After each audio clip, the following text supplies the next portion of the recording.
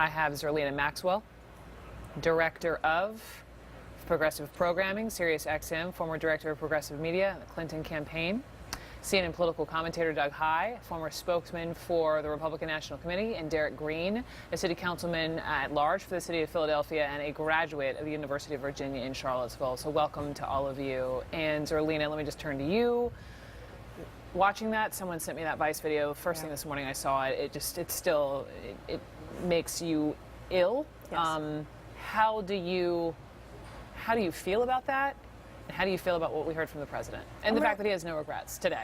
I'm really sad. This is a sad moment for the country, and I think not surprising, though, because Donald Trump essentially stoked a lot of this vitriol and hatred through the course of his campaign. I said last year he normalized racism. He made it okay to come outside in public without anything on your face and to proudly say blood and soil, and to call for the extermination of Jews and people of color. And so we have to be really clear that what the president did yesterday is take the side of neo-Nazis and the Ku Klux Klan, which is anti-American, it's unacceptable, and I think that Republicans in this moment have this is a really big moral test for them. To say Donald Trump's name, not just call out white supremacy and racism, that's the easy layup. Which Donald Trump missed, but also say that what Donald Trump said is unacceptable. Mm-hmm. Yes. Doug Heye, to you.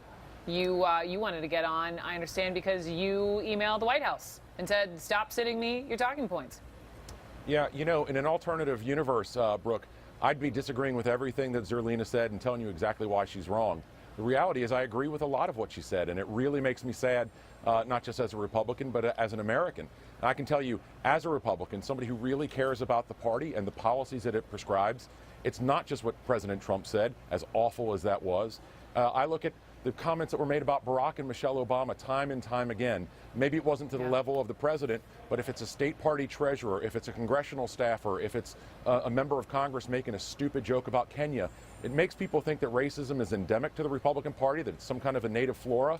And so if I'm talking to friends of mine who are African American or Hispanic or gay and lesbian, and they ask me about why should they support the Republican Party, I can't answer them about policy because all they hear is that my party doesn't like them. And if that's the message that they hear, the Republican Party will die.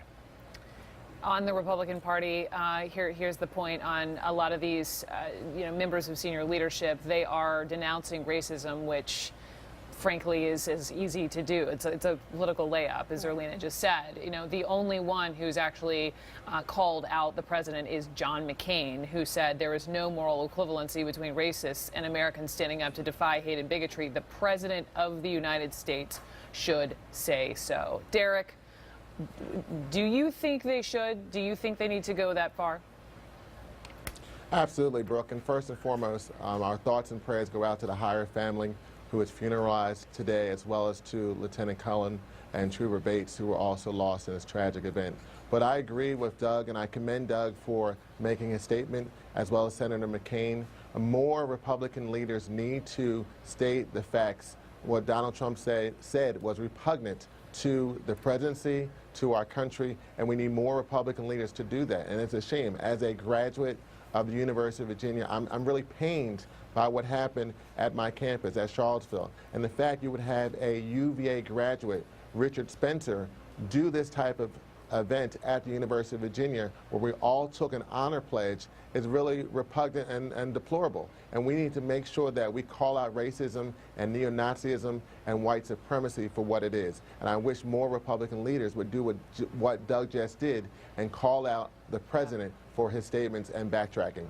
We heard the man, Zerlina, in the video talking about, and I wrote down something like, he said something like, watch that Kushner bastard walk around with that beautiful girl, right, being the president's daughter, who is Jewish, yes, as is the son-in-law, as is Gary Cohn and Steve Mnuchin, two men high up in the administration who stood behind the president yesterday.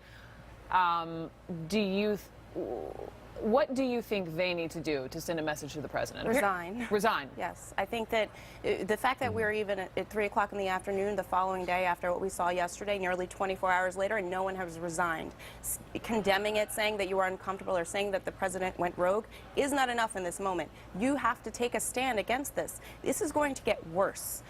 What we saw in Charlottesville is just the tipping point, because now racists have been emboldened by this president. David Duke said, thank you for what you said, Mr. President. Yes. And so now it's a moment in which if you are opposed to the Klan, you need to say so. And you have to do more than just condemn it with words. You need to get up and walk out of the White House. Doug, do you agree? Should Gary Cohn walk out of the White House? Well, you know, I really don't know, to be honest with you. Look, these are obviously very troubling times within the White House, and people should be troubled.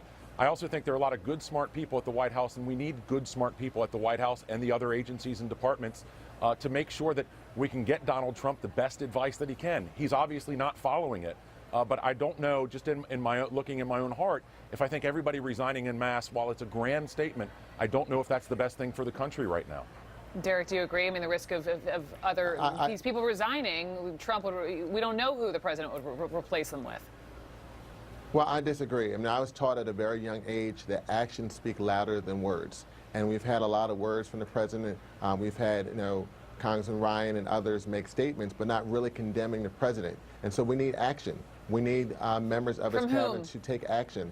From the members of the cabinet, from Dr. Ben Carson, Elaine Chao, Jared Kushner. The fact that Jared Kushner, who is a man of Jewish faith, and this white nationalist Cantwell made those horrific statements about Jared Kushner and about But what's Jared Kushner supposed to do? Trump's He married the president's daughter.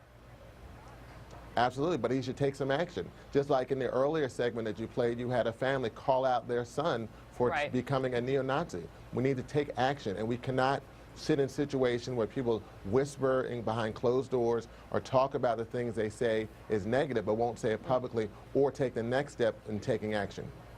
I appreciate the conversation. We're going to leave it. Derek and Doug and Zerlina, thank you. Thank you. Thank you very much. Thank you. Still ahead here, we remember the young woman